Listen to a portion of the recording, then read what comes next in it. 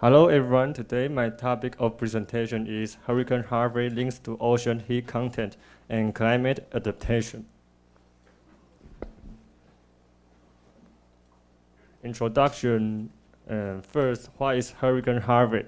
It means it is a hurricane formed in August 17, 2017, and its highest wind speed was 215 kilometers per hour. So you can see the right picture shows the intensity standard of tropical cyclones in United States. You can see that this wind speed is equivalent to Category 4 hurricane, and it killed 107 people at that time. So this is the flood caused by Harvey. You can see how severe it was. Then what is ocean heat content, OHC? It means the enthalpy of the seawater. This study focused on top 160 meters of seawater, so using 160 meter depth as a reference level. And this equation shows OHC per meter square. As for the symbols, it's over there. And why do we want to conduct this study? Because we want to understand the relationship of hurricane and OHC instead of SST, sea surface temperature. Because sea surface temperature is not the main factor that can decide the sustainability and intensity of storm. How much warm water in that place is much more important than sea surface temperature. And then previous studies used monthly or seasonal data, which may blur the before and after effects of OHC. Then let's look at this chart. The x-axis means time, and y-axis means OHC in a unit of 10 to the 8 joule per meter square.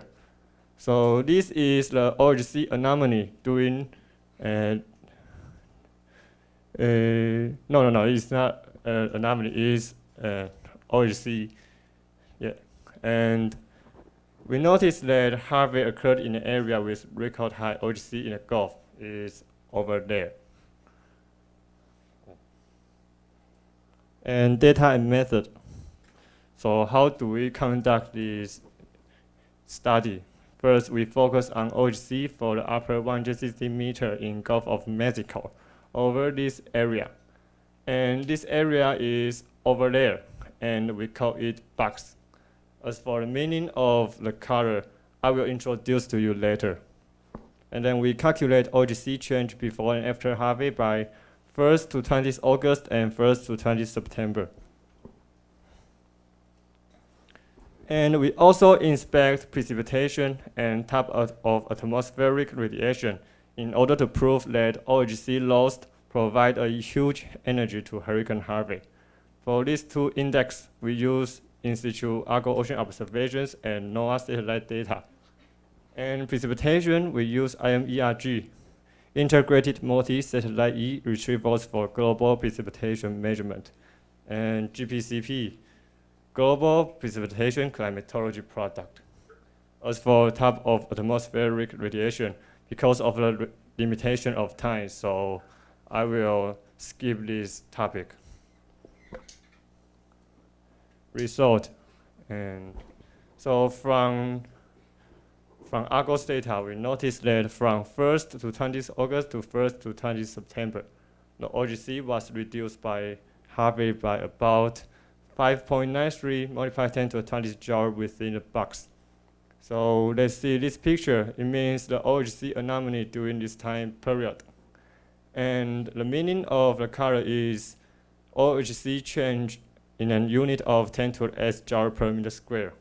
So you can see that within the box, the OHC change was all negative. Harvey took a lot of OHC during this time period. But you may wonder, and there are still many factors that can affect OHC.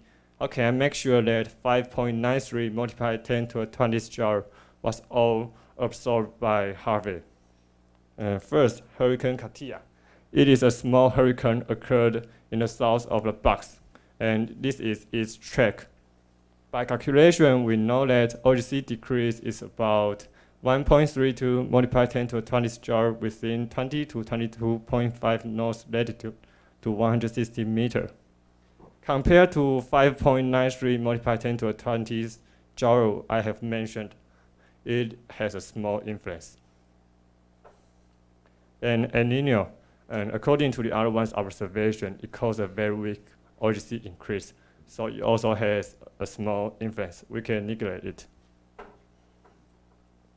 Then Ekman pumping effect. By Ekman effect, we know that water flows to the right of the wind's direction in north hemisphere. So under cyclonic wind situation, we know that the water diverged and then upwelling happened.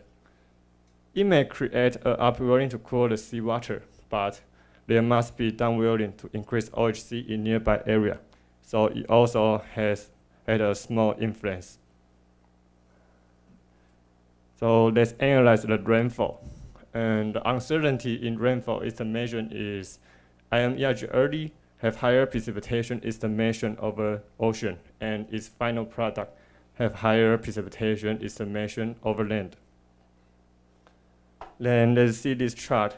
This row means different product, and this color means precipitation and latent heat during this time period. Early plus final means we use IMERG early one during this time period, and plus its final product during this time period. And final plus early means its final product during this time period, and plus its early product during this time period. And this row means the total precipitation calculated from here, and this row means the latent heat calculated from here.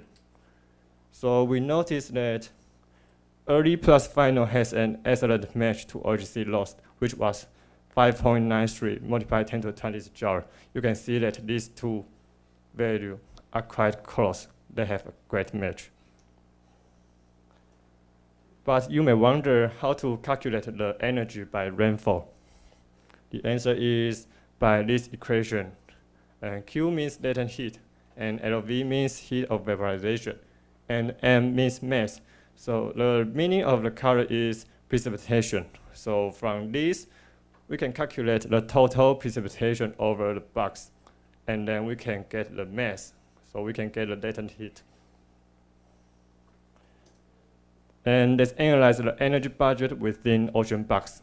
Assuming that the net surface flux was about 0 for 16 days outside of 17 to 31st August, then the total cooling flux in ocean box was about 550 watt per meter square. So this is ocean box, and that is atmospheric box.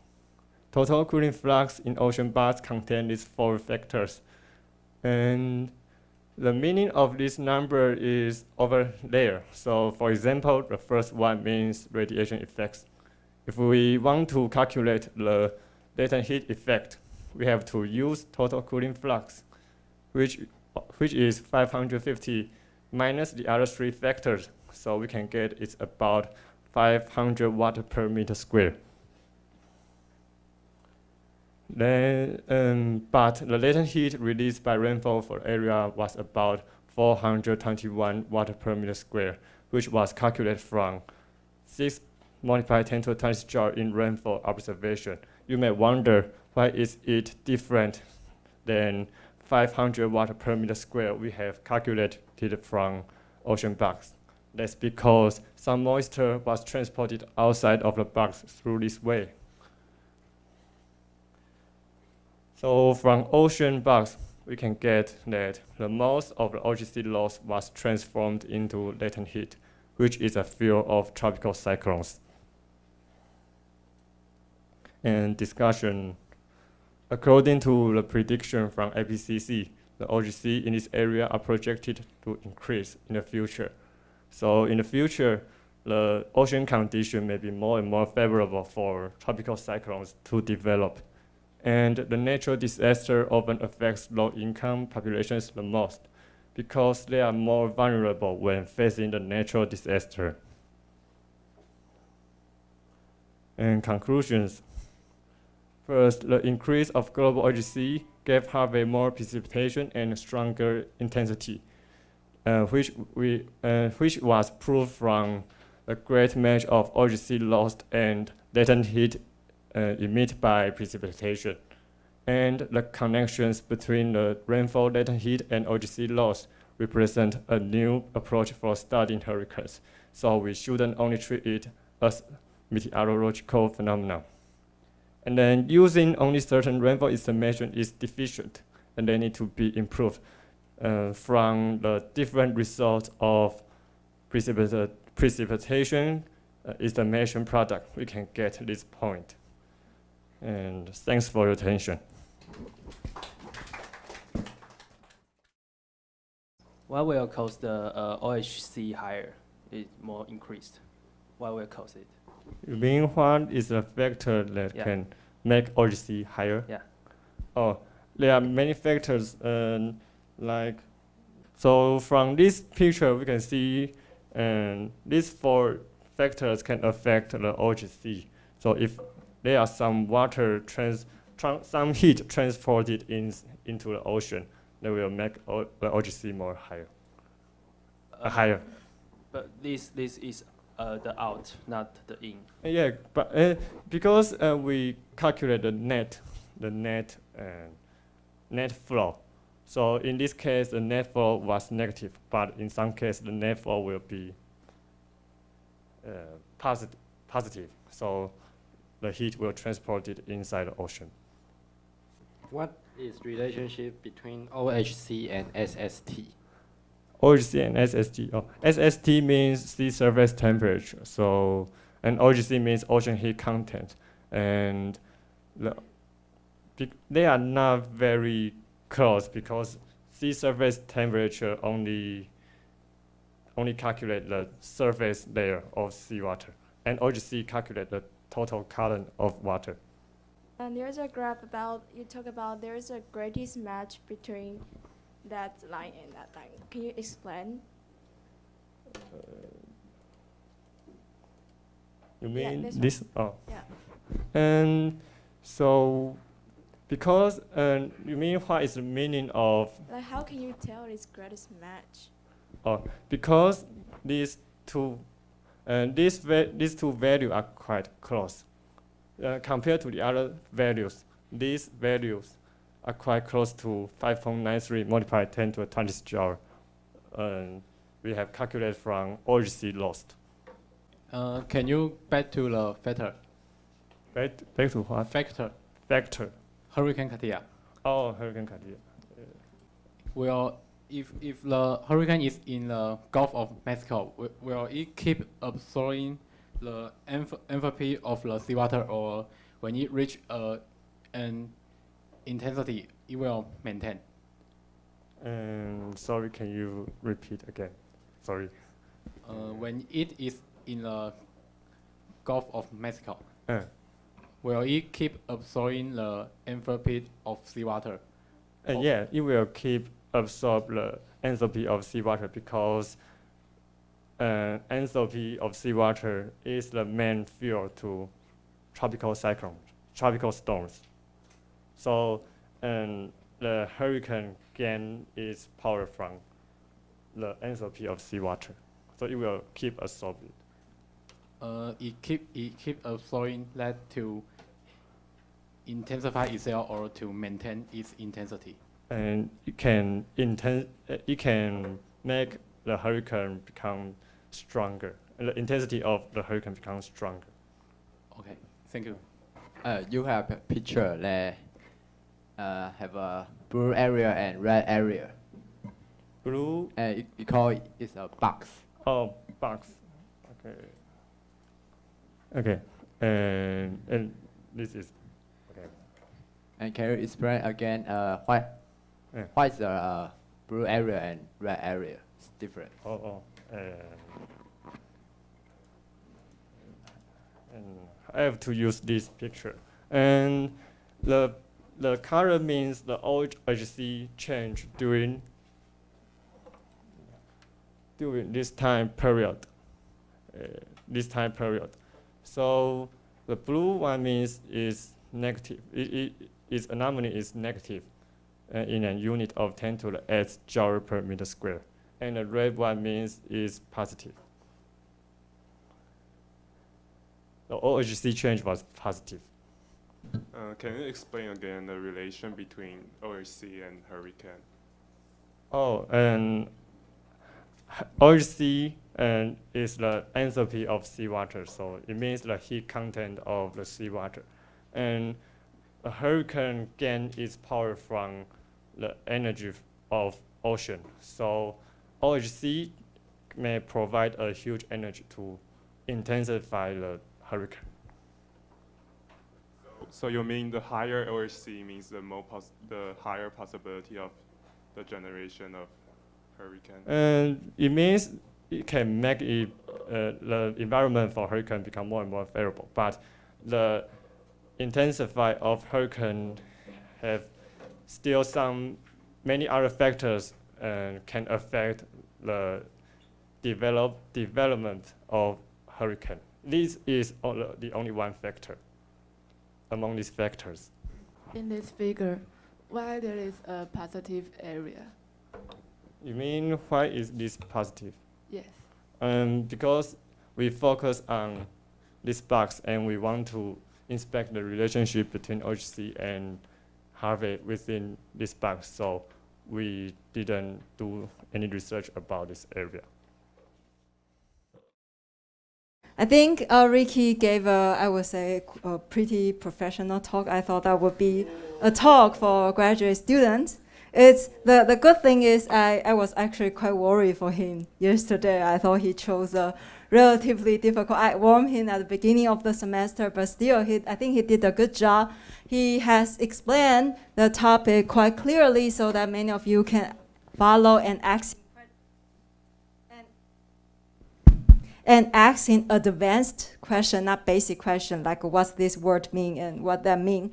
That means he has explained it well, so I'm very happy about it. So there are several good things. He has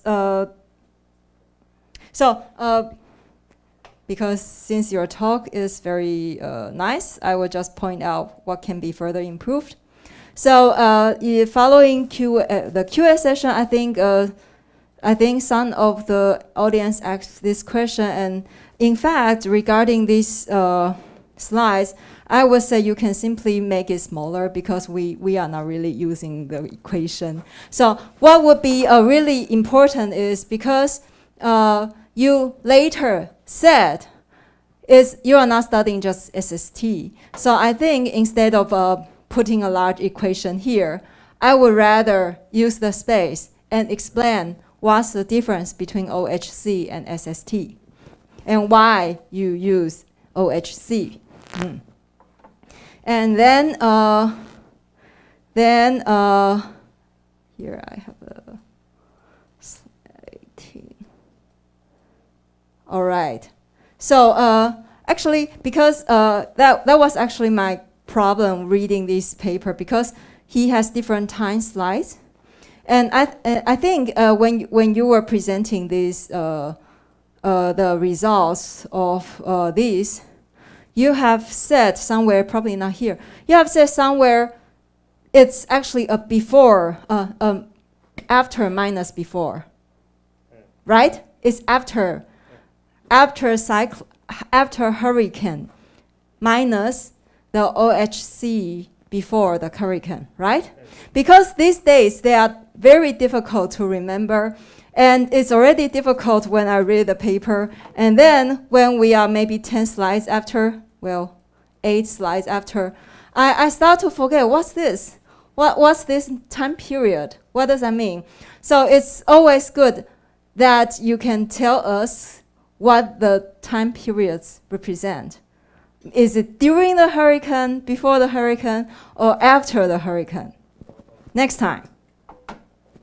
And I know that you have, I later noticed that you have, not until the QA session, that you have put this number in red to highlight its importance, and you have cited this number many times in your following discussion. However, when you were presenting these slides or immediately after these slides, I couldn't remember this number. It's not until you repeat it many times. So one way to do this is you say, exactly at this slide, this number is important. I will cite this number many times, so please take a look. The reason why I say you should do this is because you were saying like, 6 times 10 to the 20th. I don't think many people will react to this number when you say that, but they can remember it by visually looking at this number. So it's better that you emphasize here right away. And then here's a very advanced skill. It's already really like what graduate students should do is I don't think this is in the paper. So this is something he did himself. It's a box model, a little bit like that. And he said, what's the input, output? I think this is really nice. And then there's a pronunciation issue you read. Is that right that you read moisture? Okay, it should be moisture. Moisture. All right. And lastly, in your conclusion, I think this conclusion could be improved a little bit, but first of all, I think you should not use this. And then you should just write should not. And then because in your presentation, you cited a lot of number, and I think the conclusion can be improved if you cite some numbers in your conclusion to make it read even more specific. One way to make your conclusion more specific is to cite the most important number in your study, which would be 6 times 10 to the 20th, right? All right, I'm just kidding. All right, so it's a very nice talk, so thank you, Ricky.